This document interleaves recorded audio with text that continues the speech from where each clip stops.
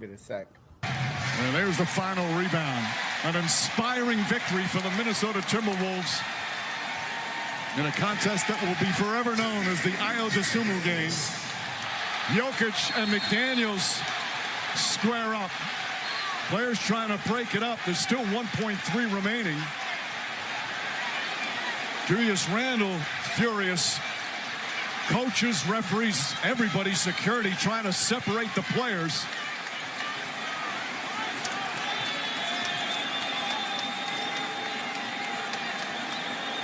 You hate to see this game end this way. These two teams, again, Okay. Well, that was a little dust up from yesterday's action. Timberwolves got into a fracas with the Nuggets at the end of their playoff game after the Timberwolves shocked them again in Minnesota to take a 2-1 lead in that series. We can talk some more about that. That was kind of interesting. This is the Test Your Sensibilities CDST show brought to you by Chabner Law, serving Southern California's business and transactional legal needs as well as estate planning, and by ChabDog Sports Blog for your head of your sports headlines and bunny sports commentary. We got a great show for you today. We got a bunch of people in the studio, including my normal co-hosts. You can add Bo there. Bo, you just got in under the wire there. Thank you. Well, you're welcome. I couldn't find my iPad, and I knew you and Gabby especially were anxious to talk about the draft down the road. So I got my Steeler hat on. They that did is a sharp good. hat. That is a sharp hat. I might have to send you some money and get me one of those babies. Well, I'll have to go nice. to Lids and get the clearance rack for $5, but I did good. That's sweet. You got a hookup there. That's nice. All right, so that's Bo Jeffcoat from Texas. He lived in Texas, but you're a Mississippi native, right? Did I say that right? Okay. And then we got Brian Keller, lower right. He's another co-host, founder of Sports Rock on a site on Facebook, among other things. I like your hat. That's a sharp hat. My Gabby hat. Oh, that's a Gabby hat. Yeah. Patricia doesn't know what we mean by Gabby, but maybe we'll explain that, or you can figure it out. He's actually pretty selective with his words, but he does remind me of somebody a little bit. He reminds me of that dude on Pirates of the Caribbean who's like hanging out at a shack and he's just fishing. Just got that fishing look to me. I think he's more like a prospector. Yeah, there you go. You're gonna pan for some gold out there in Palm Desert. Abe Miranda, my co-host and producer. Again, you did a marvelous job setting us up for this. Of course, Funhouse it's always games. it's the Funhouse Game Company touch that puts the little sparkle into the Sunday podcast here. But as always, I'm here amongst friends. We're always friends on this show, and what's always fun is that we're just a group of friends here every Sunday, just talking about sports and clips and whatever else comes across our minds. But it's basically a Sunday fun conversation with everybody. And not only that, but then, a huge shout out to all our fans, or at least the folks that are following us or commenting here in Facebook or YouTube or wherever you may be. We're also thinking about you. So you're also part of our family here every Sunday. And it's always exciting for me to spend time with you and all of you out there. Okay. Sorry, I don't have that clown video for Abe's company. You know what I'm talking about, Abe? I don't know, but I got a few videos out there for Funhouse Game Company, but we're maybe rolling. Next week we'll show it. All right, let's do that. Patricia Greenberg's our guest, and thank you for being on, and adding the female component to this is always nice, since we're just otherwise a bunch of guys. So I appreciate that. And she's an accomplished, I don't even know where to start. I mean, you ran you ran 20 marathons. Are you still doing the marathons, or is that over? No, thank you so much for having me. It's such a delight. And it's, you get a little bit out of your head. I want to learn more about sports. I think I know everything about everything, and then all of a sudden there's something new to learn, right? Yes, I have a business called The Fitness Gourmet. I'm a nutritionist and wellness educator, and my background is mostly in nutrition and food science. And then I started to, on my own, just decided to up my game on my fitness. And not knowing anything about it, I started running marathons. I ran the LA Marathon in 1995 when I was 34, and it was a hailstorm. Could you imagine? It was like a science fiction movie, a hailstorm in LA, and everybody was dropping out. There was no water stations. I didn't know what I was doing, so I just kept running.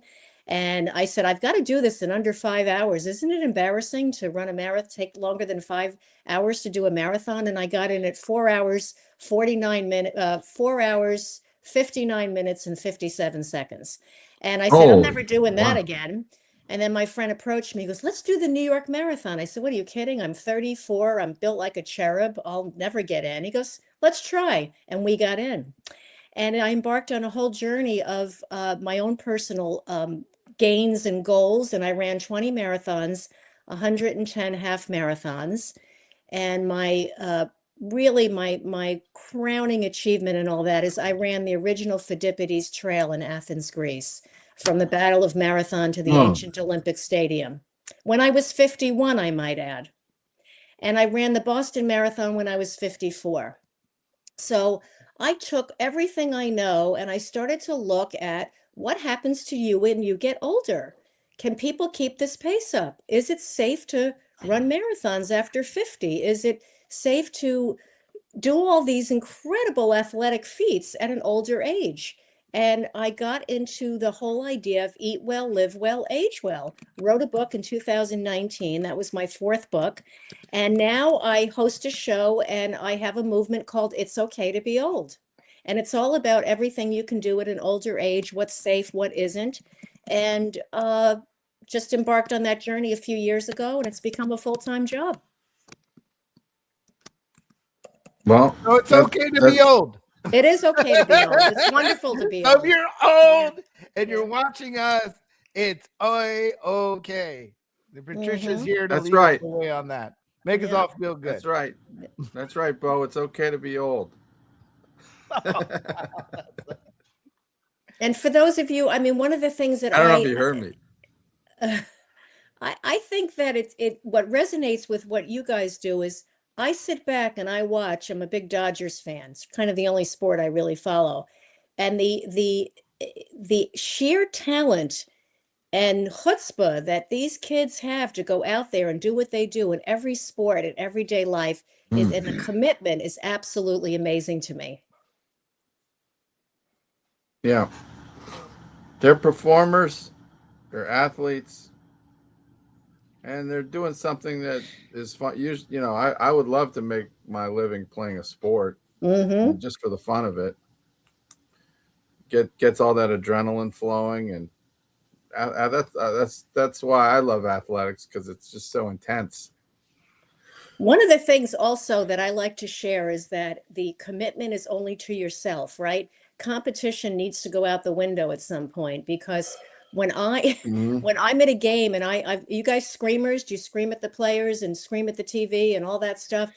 I feel like these poor kids are getting screamed at and booed and you know, by millions and millions of people, and they just keep going out there. That resilience and that perseverance is astounding to me. Yeah. But I think like $400 million also kind of helps, you know, deal with that, you know, like, oh, well, you know, you're booing me, but you know, I you know, I get to live in a penthouse in New York or wherever, you know, I think that's just part of the thing. And I think some places are worse than others. I think LA for the most part is actually kind of mild. I feel like Seattle may be somewhat mild, but I think once you start heading out to the East Coast, you're talking about the Pirates, or you're talking about the Phillies, you're talking about the Braves, you're talking about the Mets, the Yankees, the Sox. I think that's where it gets really, really tough. And I think a good example of that is like Bo Bichette, you know, where he was you know, he was doing really well with the Jays, and the fan base really loved him and adored him. And I'm sure he had a great experience with the Jays, but then comes down, plays for the New York Mets, and now he's just getting booed left and right. And it's just like an absolute miserable existence playing for the Mets, especially when we went like in the hole, you know, losing 12 consecutive games. And so then the boos just get louder and louder, and it's a tough sports town. And yeah, it takes a lot of inner strength to get through that. That's for sure. Right. So you are a Dodgers fan, right? Yeah. I do have to kind of confirm that by giving you this test, though, because I told you I'd give you a test. So, and my husband said you should study. I said, no, I'm just going to wing it. We'll wing it. All right. Well, we'll give you 2 questions. If you get either one of them right, you pass. And I do let you will be able to do a lifeline, so you can, if you don't know, you can ask one of these guys who really know everything. Okay. The first, I think this is kind of a little bit tough because it happened a long time ago, but you remember the Kirk Gibson home run in the World Series in 1988? Okay, that's a long time ago. Well, anyway, the question is not that, well, you know, Kirk Gibson hit the home run, but who did he hit the home run off of?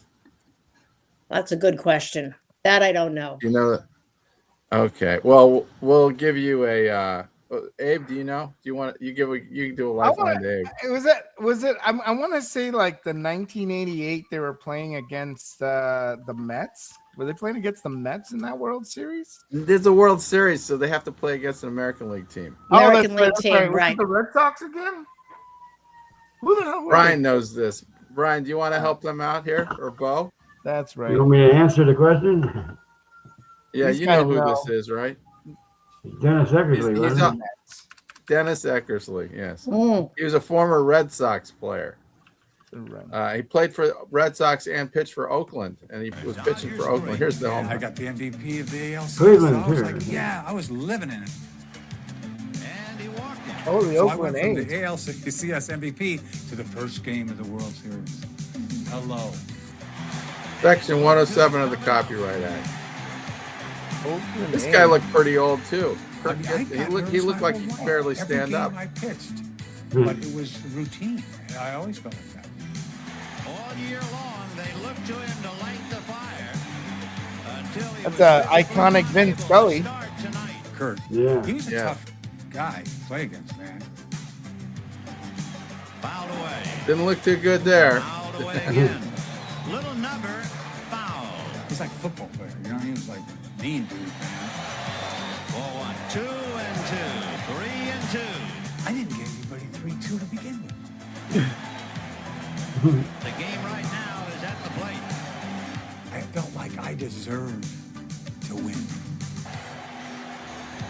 And then I give it up. High fly ball into right field. She is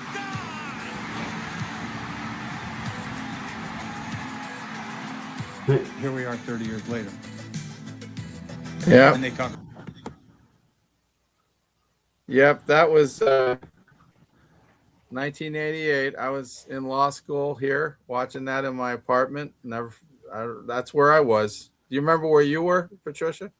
Yeah, I wasn't quite the fan in those days. I'll tell you how I got into baseball. I was 9 months pregnant with my daughter in the middle of the summer, and I couldn't move. And I started just watching baseball and watching it every single day. And my husband said, "This is becoming an addiction problem." I said, "Yes, it is." And that was 2001. So that's when I really started to get into the game and get into the spirit of it. Yeah. Well, it's just that it'll once it bites you, it's got you. And yeah, my mom likes baseball too. She's kind of like you. She grew up in New York, and so she liked the Brooklyn Dodgers a lot. Oh, Is she still mad that they moved to LA? She's more mad about other things. Okay. I won't go into it. And Bo's laughing like I know what she's mad about, but she doesn't curse the Dodgers. She likes baseball better than football. Okay. Put it that way. Anyway, well, that was basically the little quiz I gave you, and we don't have to do the other one. The other question, which, Bo, do you know the answer to this? What Dodger pitcher has won the most games as a Dodger? Kershaw? Sandy Koufax? Not quite. No. Oh. He's got 223, but there's another guy that's got 233. And this other guy actually won over 300 games. Is it Sandy Koufax? Oh, No. I would have said Sandy Koufax. he's got to be an also. oldie but goodie. He pitched in the 1970s and 80s. Koufax. Fernando I don't know if he's- Valenzuela? No way, right? No, actually, he was a little more recent than that. I think he retired in like the 90s. His name was, it's Don Sutton. Oh, yeah. Oh. Yeah, I don't even know if he's in the Hall of Fame. I don't Brian think he could is. Let me see. He should be, because he's got over 300 wins, and if you got over 300 wins and over 500 record, I think you pretty much should be in. Yeah. Like, he's got really good numbers. For some reason, he just doesn't have maybe a good agent as a publicist or somebody promoting him, because I think it's his hairstyle. that's right. Yeah, It said that he's Don got that like curly hair. It's kind of Well, funny it looking. looks like his hair grew around his baseball cap.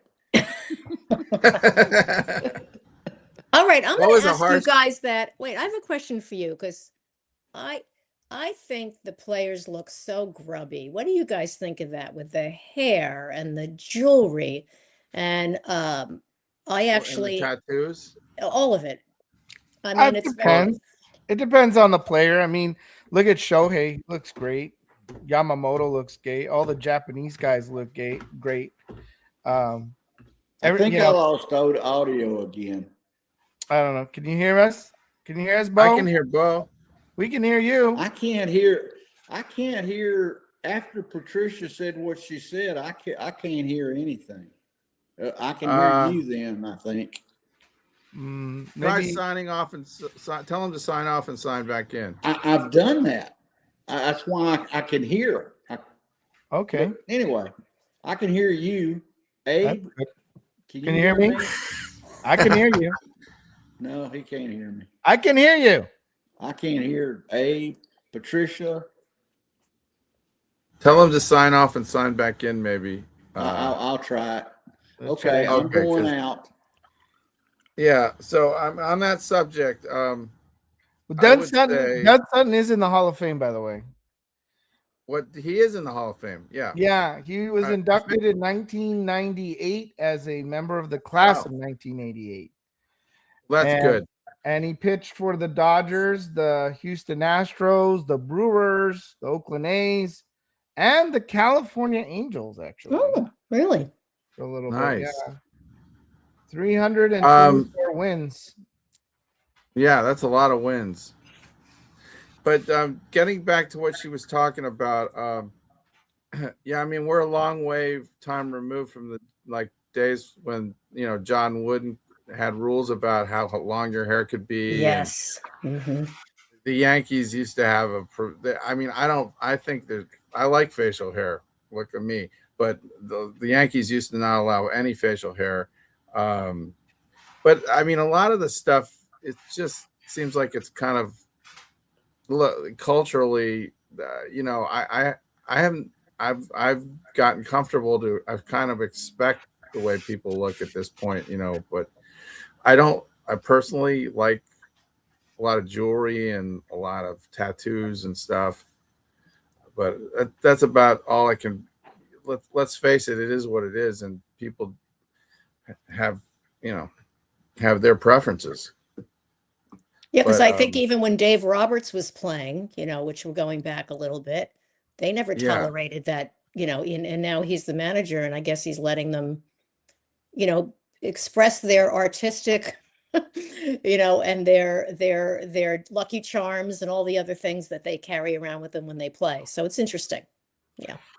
Aaron Judge Yeah. still keeps it pretty clean. Mm-hmm. Bo Bichette. I think there's a lot of players. There's a mixed bag of, some players they're always out there with their chains. And I feel like I feel like that I wouldn't want to be weighted down with the chain if I was playing baseball. I would want to be, free to run to the bases, steal the bases, slide into the bases, not be weighted down by any chains or earrings or things like that. And, so for me, I'm, just like, I always feel like that's a distraction and it doesn't really help your game. Yeah. So anyway, it is the NBA playoffs, so that's kind of going hot and heavy now. And we had, we got Brian back on this here. Like Brian keeps bouncing in and out. Are you in now, Brian, for good? It looks like I'm okay. I don't know what's going on. I've had camera went out, and then the USB, the microphone went out, and okay. Well, basically, we're talking about what happened yesterday in the NBA. It was a pretty exciting game with the Nuggets and the Timberwolves going. The Timberwolves basically shocking them, going up 2-1. And did you see the end of that game? I played that in the beginning of this. I didn't like the way the Timberwolves rubbed their nose in it at the end. I thought that was classless. Yeah, did you see that, Bo? Did you see that? I didn't. No, I guess I was either muted or trying to get more audio. Well, basically, and I don't know how you feel about it because you were coach, but did you get upset when the other team ran up the score unnecessarily at the end of games? Absolutely. Because that's kind of what happened at the end of this game. There was like a garbage basket scored at the end where the guy didn't have to shoot it. He could have just held on to the ball. Instead, he kind of rubbed the other team's nose in it by scoring at the end, and then they got into a fight at the end. But the problem is for the team that won, they got the other team really mad, and the other team's a good team. So I have a feeling the other team's coming back. There'll be a lot more motivation on the other team. Yeah. And the guy that scored the basket, McDaniels, was really obnoxious before the game, criticizing their defense. And, you don't want to ever do that. It'll always bite you in the butt in the end. Brian, did you see that? Yeah, I know what you mean. It's definitely not something you want to do. I'm still giddy about the Lakers, actually. Oh, the Lakers. He's giddy. The Lakers come back from 6 points down in the last 25 seconds or something. Yeah. Amazing. Man, the Rockets blew that one. Do you like the Lakers, Patricia? They're there. I'm happy for them. Mm-hmm. Well, that's not exactly a ringing endorsement, but no, that's a safe bit more of it. I've never been a fan of LeBron, but he can do it. The Lakers steal any player in the NBA because they are loaded with money. Period. Yeah. I don't like them. The other teams could do the same thing if they had money. Yeah, right. I think all these sports are, have become such a business, but the truth is that, the players still have to work hard, get recruited, get drafted, the process is still there. So, I commend them all. As for the New York Knicks, they came back. They were down 2-1. Now it's 2-2. After game 3, I said that they were Brunsoned. And if you don't know what that means, you can watch this clip here. What did you just say? I said I don't want to lose space in front of my friends and family. No, before that. I said I'd sooner get Brunsoned out here in the middle of nowhere. Brunsoned? What the hell is that? Brunsoned. To be up a creek without a paddle, to have the whole world in the palm of your hand and then blow it.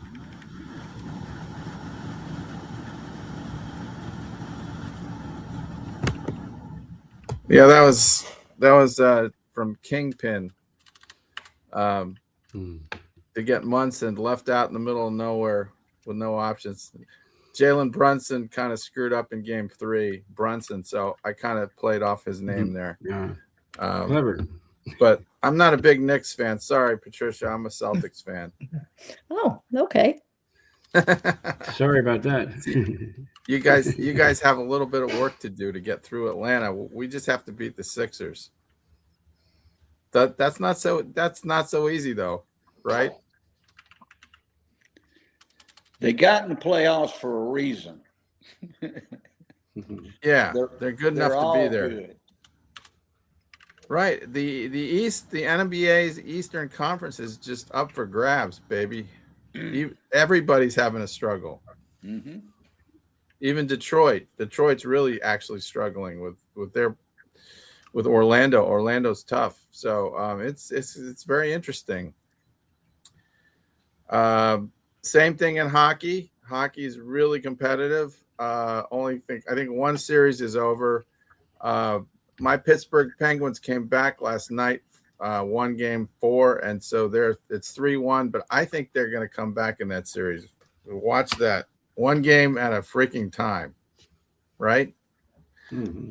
I don't know. Anybody else following the hockey? Oh. I just watch who's the best fighter. Oh, Yeah. Hockey fights are good to watch. Look at this. I like seeing my Duckies doing well. Again, I'm a Seattle Krakens guy, but my guys are out of the playoffs once again. So of course I have a love affair with their duck. And if you don't know who their duck is, this is their ducky that I have a huge. Hold on. Where's my love affair with my duck? I have a duck that I'm in love with, and he is. Where's my ducky? There's my ducky. There's my ducky. Look at him. There's your ducky. I can just watch him bang the drum all day. Just my love affair with him. But of course, the Oilers are a tough team. I mean, but the Ducks came back. They've been fighting. I think there's a lot of Ducks. It's 2-1 Anaheim now? Yeah, it's 2-1 Anaheim. They have the lead. Yeah. They have a game today. This is going to be game number 4 today. This is in Anaheim. Of course, there's a lot of excitement in Anaheim because the Ducks haven't really seen playoff hockey in the Honda Center in a long time. So it's really exciting for them. And I think if they can somehow get through the Oilers in this playoff, it'd be almost like winning the Stanley Cup and the fact that they're going to a round 2. So getting all my hopes up here for the Ducks. Why don't you go to the game, Abe? Maybe. I don't know about tonight's game, but tickets are tough. There's a lot of going on there. It'd be a great marketing thing for you. You could dress up as I don't know, like a Funhouse Games mascot spokesman person. You're trying to make me like the banana guy from the Banana Leagues, man. Maybe you get on the Jumbotron. I ain't insane like the banana guy, man. I just dress in regular stuff, man. I go out. I think Bo likes that idea, right? I know Bo likes anything crazy I do. He likes sitting there and watch. Yeah. He's funny. But we're doing okay. I mean, the playoffs look good. I mean, it got Pittsburgh there. They're not doing too well. No, but they could. And the Boston Bruins are still in it. It's 2-1 that series, but they got a home game. It's still, they have room to catch up. The Penguins have issues. Look at the upsets. The teams are in. There's a lot of upsets going on. Montreal's about to take Tampa Bay down, I think. And that's a tough one there. The Mammoth surprising. I think they're surprising Vegas.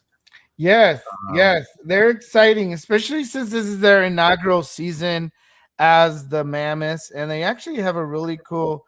They really have a really cool Zamboni that I really like. Yeah, they have a really cool Mammoth. Have you seen their Mammoth Zamboni? Yeah, I haven't. It's like a mammoth, woolly mammoth, right? Yeah, it's like a mammoth. Yeah. That would be pretty interesting. What do you think, Patricia? Wouldn't that be kind of fun? That would be fabulous. Does it have the horns and the fur and everything on it? That's fantastic. Yeah. Look at him go. Yeah. See? There it is. There it is. Look how cool that is. Hey, by far, I think that the Utah Mammoth have like the coolest Zamboni in the NHL. I mean, look how cool That is cool. Isn't that cool? Like, that's so cool. And like, love it. I mean, people are so excited to see it. Almost like the Ducks fan when you see the little Pato, banging on his little drum. I want to see you driving that thing. Oh my God. Yeah. Yeah. Next. All right. Well, it's now 9:30, so we're gonna go to our break. I want to play this other clip, which let's see if I can find it here. I don't know. I got so many clips here. It's here it is. Okay. This is just a follow-up from last week's discussion about Mike Vrabel and Dianna Rossini's goings on, and there was some speculation that maybe there was some that had some impact on the Patriots' ability to acquire some wide receivers at kind of fire sale prices. So why don't you watch this, and we can talk about this on the other side, and then get into a little more what Patricia does. Yeah.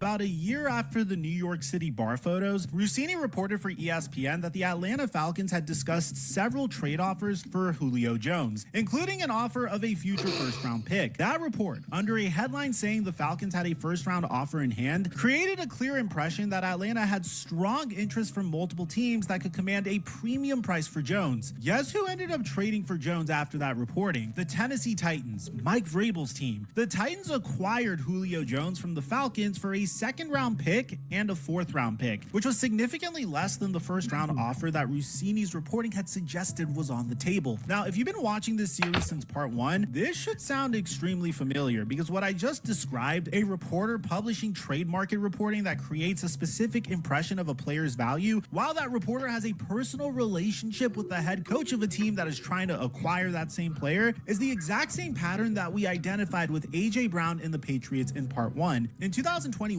Rossini reported on the Julio Jones market while covering Vrabel's Titans for ESPN. The Titans ended up getting Jones, and they ended up getting him for way cheaper than what she reported, because other teams were probably spooked by the price. In 2026, Rossini reported on the A.J. Brown market while covering Vrabel's Patriots for The Athletic. The question of whether the Patriots end up getting A.J. Brown is still pending. June 1st is 5 weeks away, but it's 2 different players, 2 different teams, 2 different employers, 6 years apart, the same reporter, the same head coach, and the same pattern. As Florio put it, given the relationship between Vrabel and Rossini, it's not crazy or reckless to wonder whether her reporting was directly or indirectly connected to the effort to help the Titans get Julio Jones on the best possible terms. And if that's true of the Julio Jones reporting in 2021, it bolsters the suspicions about the A.J. Brown reporting in 2026. That is the question that ESPN is now going to have to answer, because the 2020 photos prove the relationship was active during Rossini's ESPN years. Her Julio Jones reporting came after the 2020 photos, and the trade that followed her reporting directly benefited the head coach she was photographed with at a Manhattan bar the year before. ESPN declined to comment when Florio asked. I'm going to be watching that silence very carefully over the next week, because The Athletic originally declined to comment, and we saw how that ended. So as we were working on this video, right when we thought the timeline was as bad as it could get, TMZ dropped a bomb today that fills in the last gap.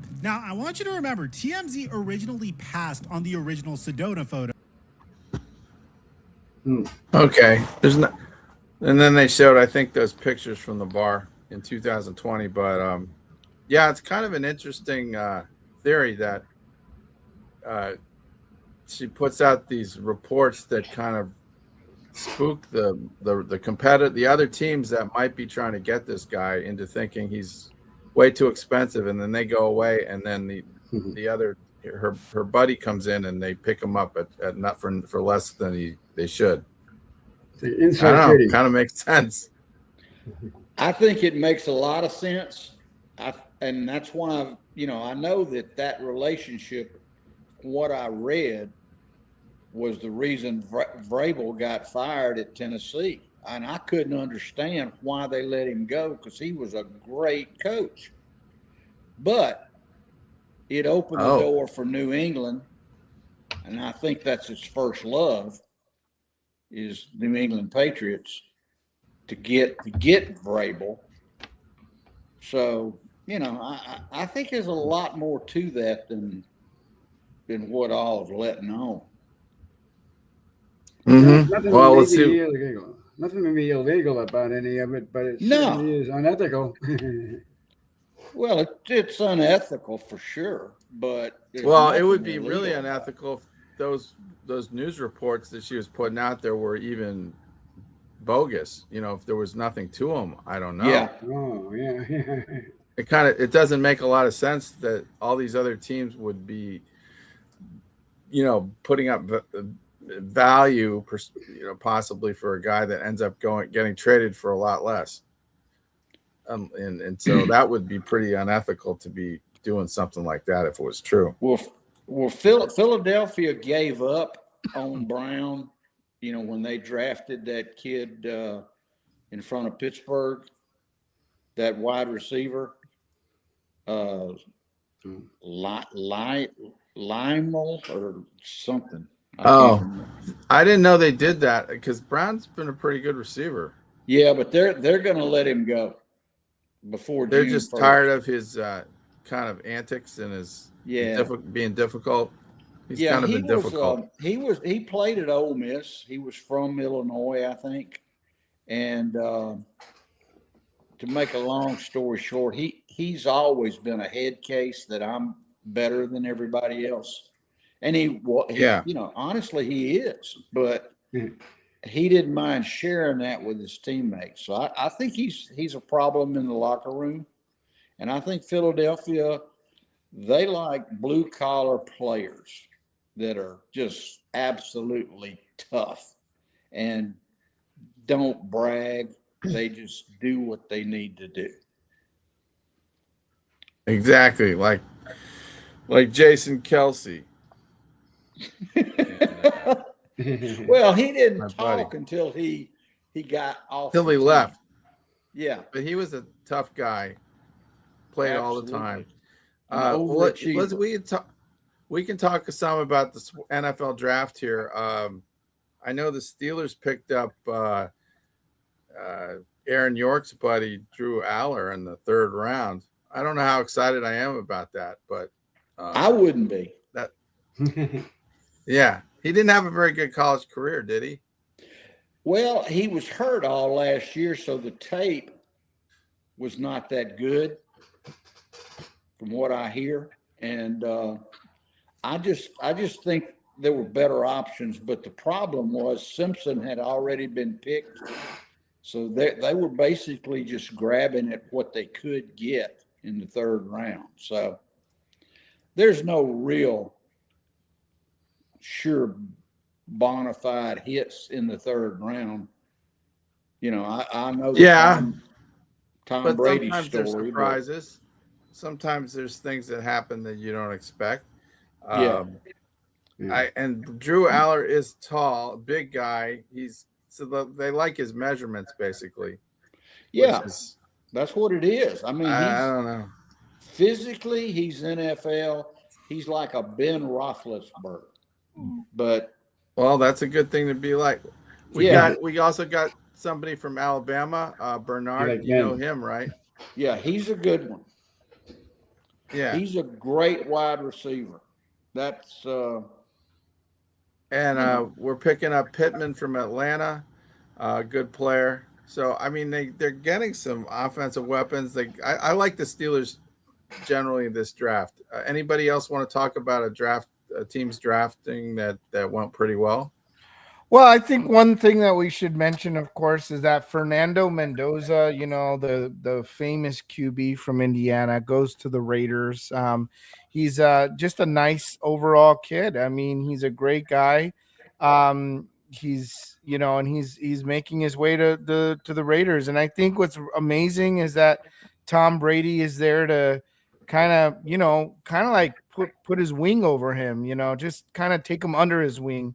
And that's awesome. You know, that's awesome for the Raiders. I mean, Fernando's like probably the luckiest QB ever. You know, I think Tom Brady went to his championship game when they played against Miami. So I mean, there's Oh, just that's a lot right. of, there's like a lot of support for him, and I think if you're Fernando, you know, you had Tom Brady there, you know, to support you. You got Tom Brady there to receive you. I mean, you just couldn't be in a better situation, and it's just like wow. And you know, he went into the Raiders headquarters. He didn't step on the logo. You know, he just has a lot of respect for the team, and it seems like he's very much excited to be there. And so I think this is one of the most exciting things I look forward to in the NFL season is to see how does Fernando do against you know, the NFL. And that's really the most exciting thing for me right now is to see this kid. And you know, he looks good. I kind of let me see if I have anything on Fernando really quick. I got a lot of my ducky there. But he's let me see what I have. Yeah, this is funny. So he said this. He said, "Hey, let's effing go."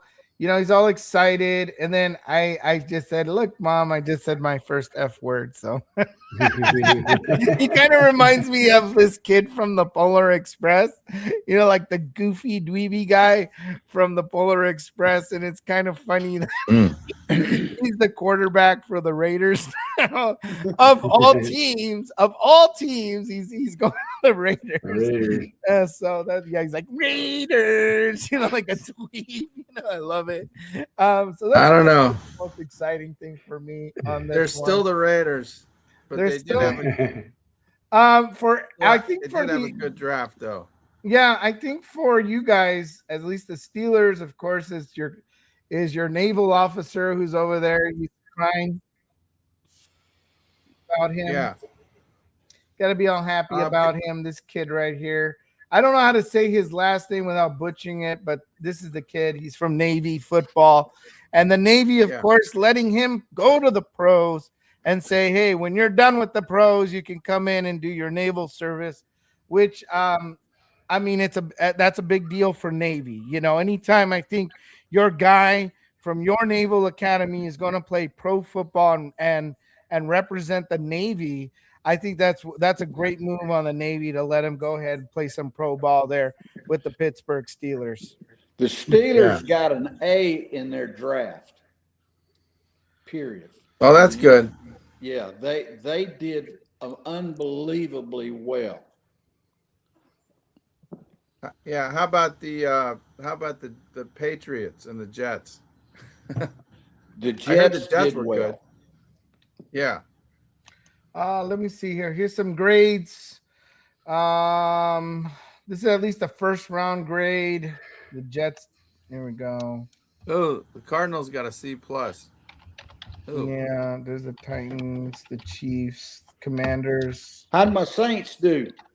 Right here, Jordan Tyson, wide receiver, B+. Yeah, they're going with Slew or Slough or whatever his name is. Then they got a running back, I think. I don't remember his name, but he was supposed to help them. And they traded Kamara yesterday, believe that or not. Oh. Kamara. They traded their best player? Yeah. Wow. They're crazy. Maybe they are giving up on the next year and just kind of trying to plan for the long term.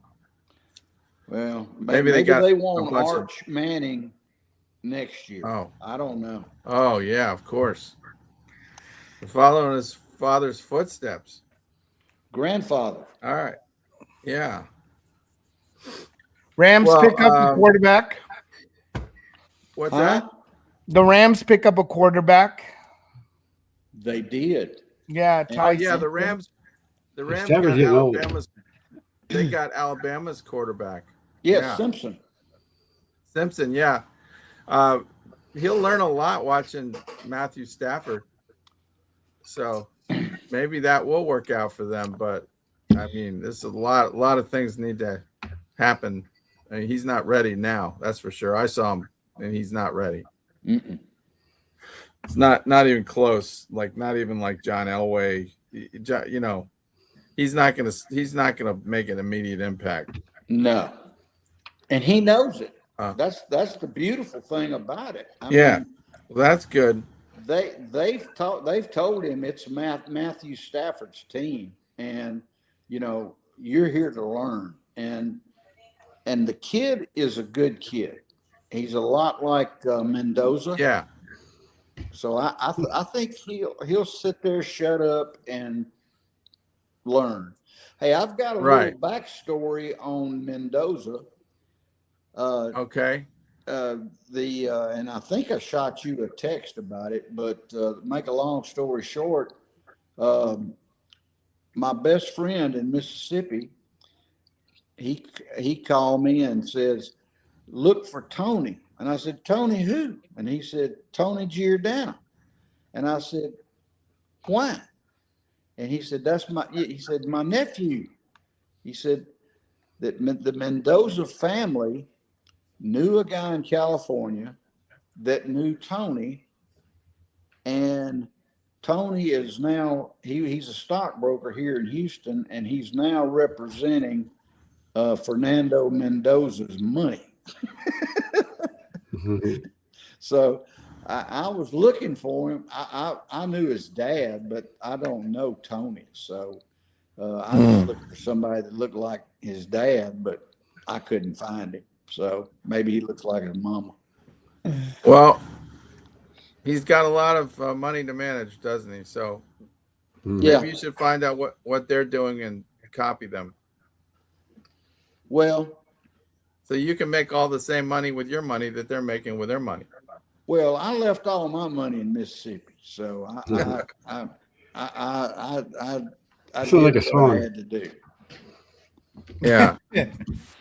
I left my. All right. Well, on that note, we should go to some health-related stuff. I wanted Patricia to talk about the food pyramid. And have you seen the inverted food pyramid? Of course. Yes. You aware of that? Yeah. Abe, can you pull that up possibly? Yeah, let's see what the new food pyramid looks like. Let me see. It's a lot different than when we were kids. Yeah. Well, that's a good. Like that's a good point. Yeah. So it's literally been turned on its head. So when we were kids, we had the 4 food groups. When I first started studying nutrition in the 80s, we had our meat category, our dairy category, our grains, and our fats, and then everything else was miscellaneous. And over the years, we learned that we wanted to get a lot of the junk food out of our diet and eat whole foods from different categories to give us the wide variety of nutrient density that we need. So that's how the pyramid was formed. Like each day, how much meat do we need to eat? How much dairy do we need to eat? Fruits, vegetables, and grains. And now that's been flipped on its head, because what we are finding is that people are eating a disproportionate amount of grains and not enough protein.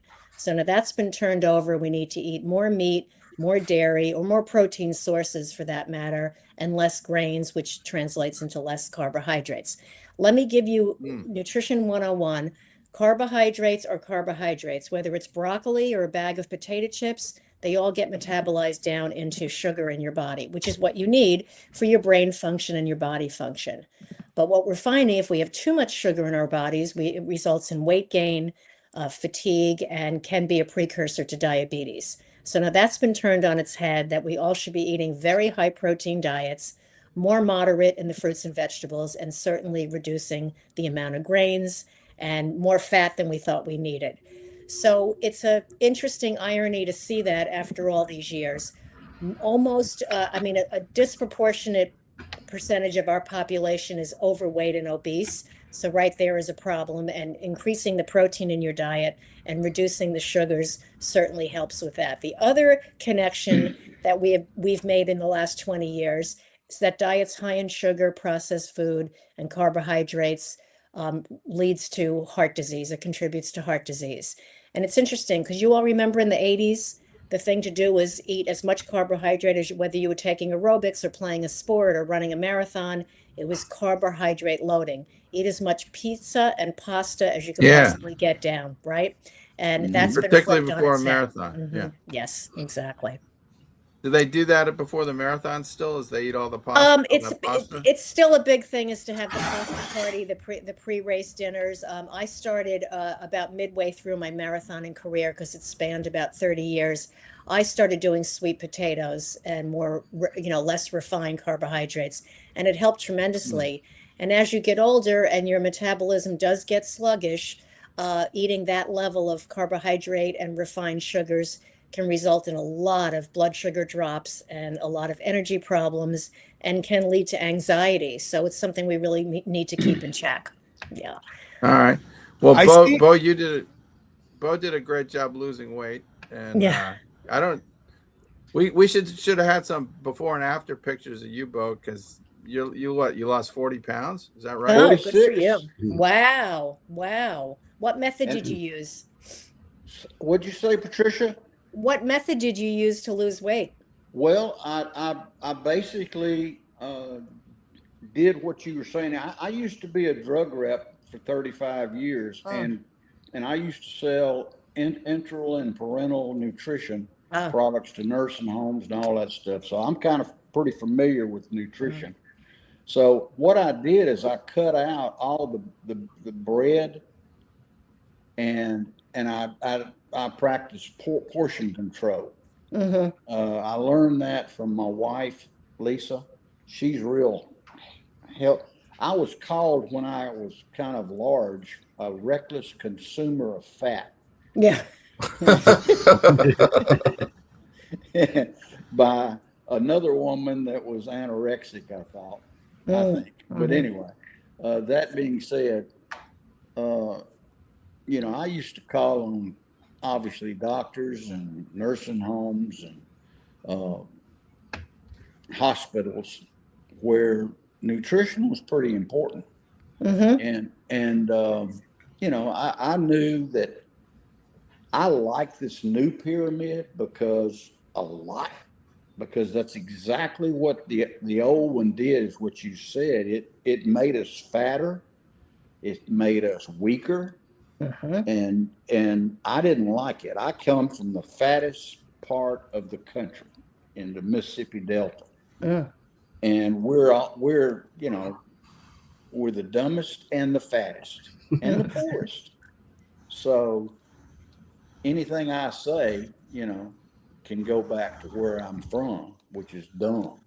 But what I did hear, proud of losing 46 pounds. Yeah, I think that's absolutely amazing. And the double-edged sword is that eating and food preferences are, they're cultural.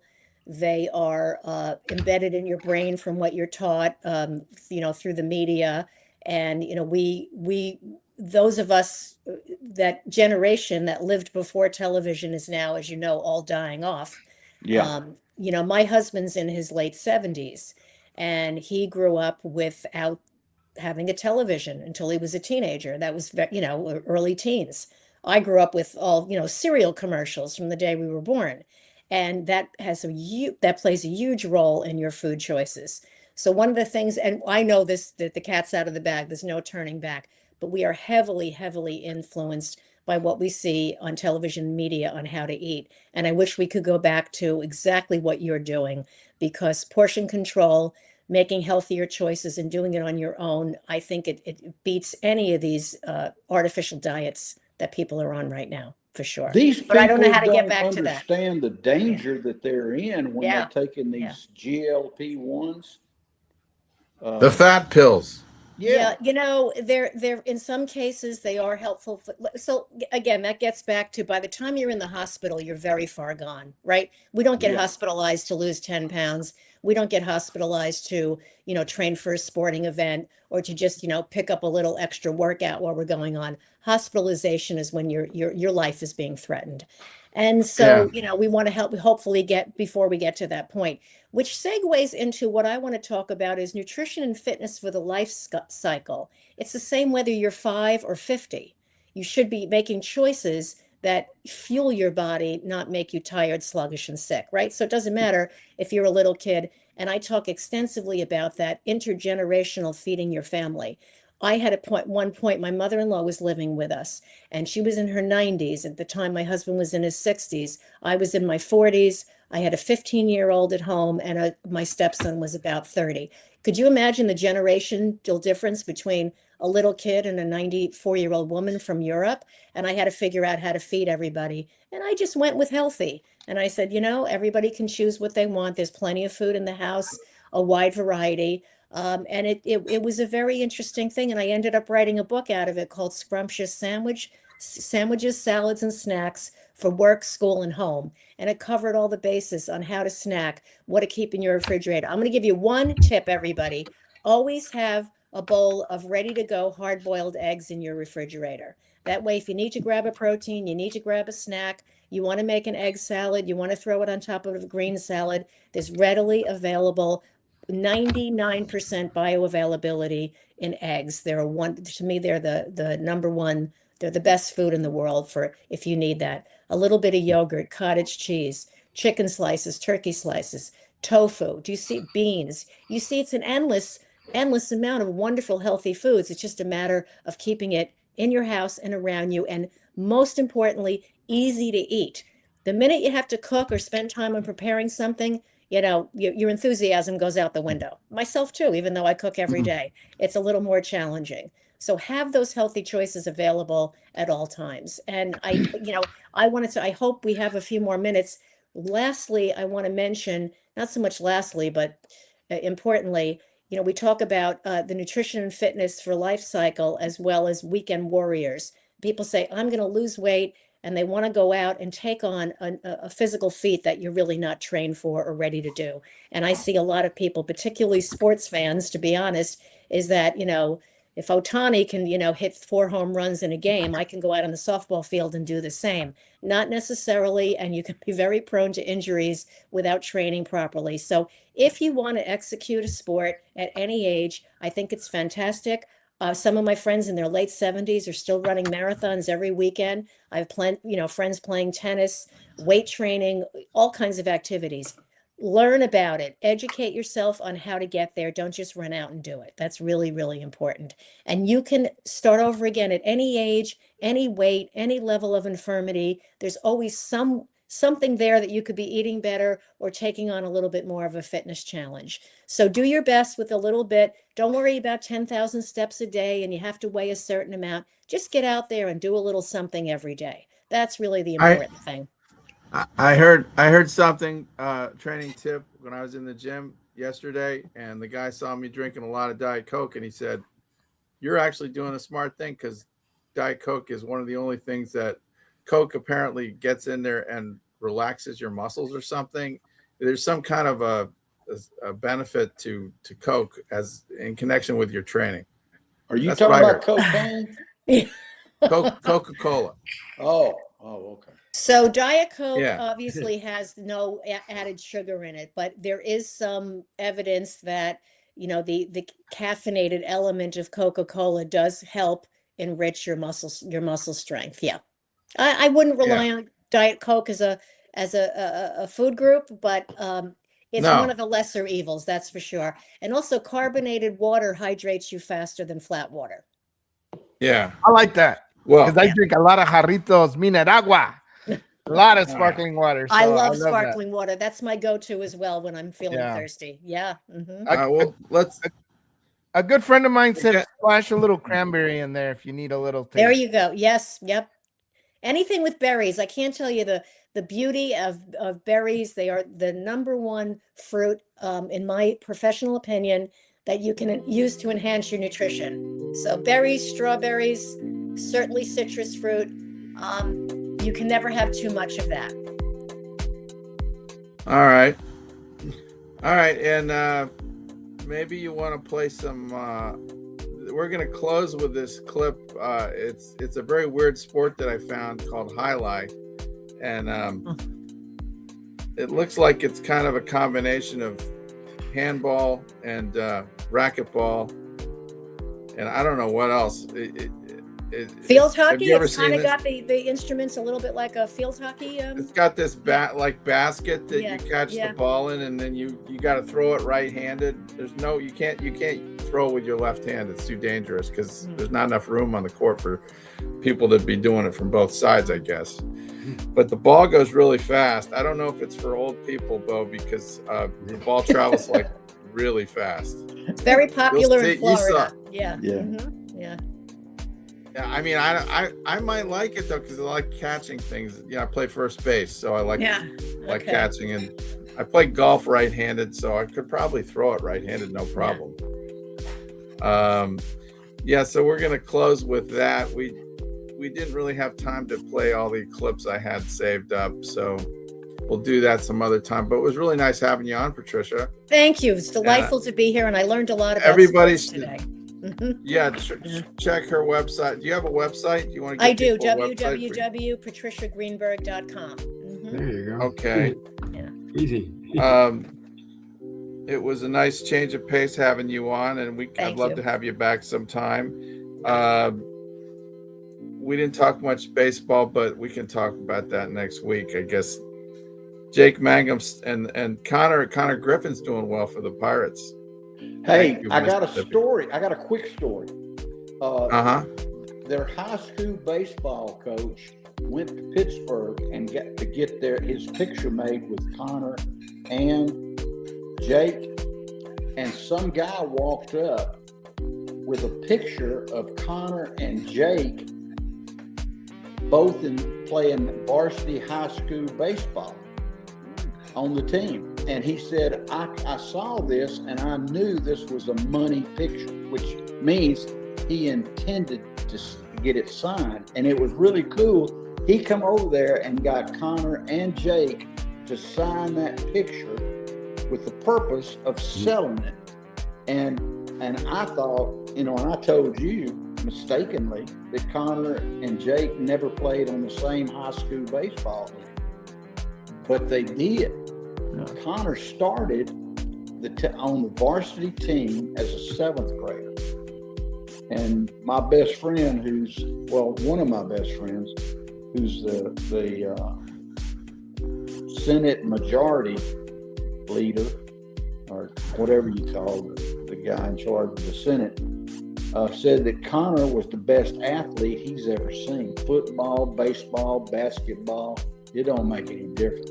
But that kid at 19 is going to be something special. Yeah. I saw his first home run. He hit his first home run this week. I saw it. He has that. He does have a presence about him. It's a little like Ohtani's presence, and a little hard to describe. But he's got a lot of energy and a really good kind of. There's a forcefulness to his step, and he carries himself well. I know these are kind of vague things to say, but I have a feeling he's going to do a lot. Yeah, and what gets me or makes me angry real quick is that the Dodgers will probably steal him from the Pirates, even though he's got a 9-year contract. They'll figure out a way to give him a signing bonus or something and compensate Pittsburgh because they can afford it. Okay, well, we'll have to see. Time will tell, but at least the Pirates are spending some money lately, which is nice to see. All right, well, we're going to go out on our little highlight video, so you get to check this sport out. I don't know if they have it on the West Coast, but thanks for being on the show, Patricia. Thank you. Stay well and stay healthy, everybody. So wonderful to see you all. All right, thank you, everybody else, for being on, Brian. Great to have you on, Bo. And Abe, you do need to make it to that hockey game, I think, all dressed up. I'm glad there's Zamboni. Crazy. Yes. Bye. Go Ducks. All right, let's end this. See you next week, everybody.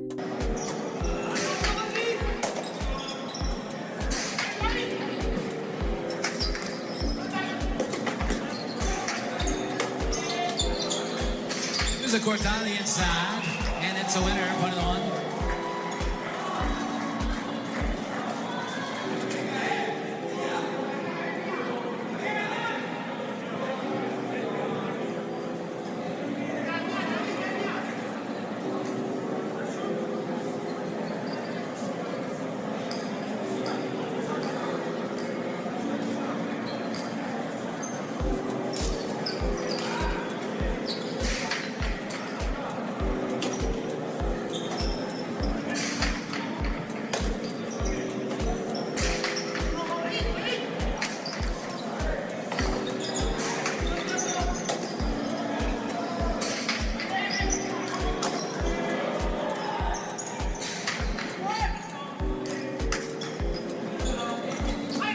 Bode inside. Great catch at the sidewall. Iturbide.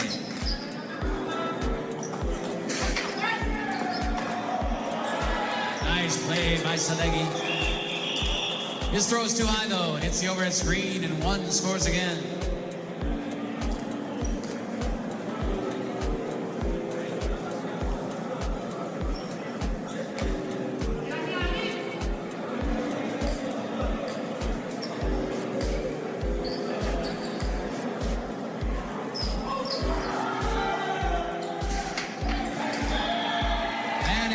Serve. He'll get a second.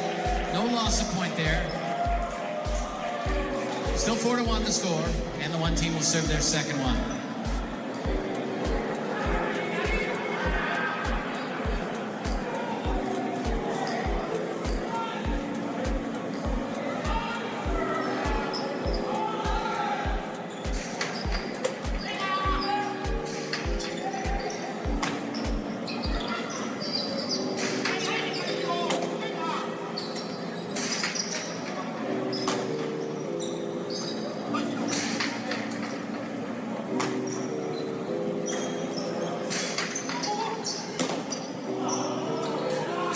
Strong throw by Yeche and caught in the backcourt by Sadeghi.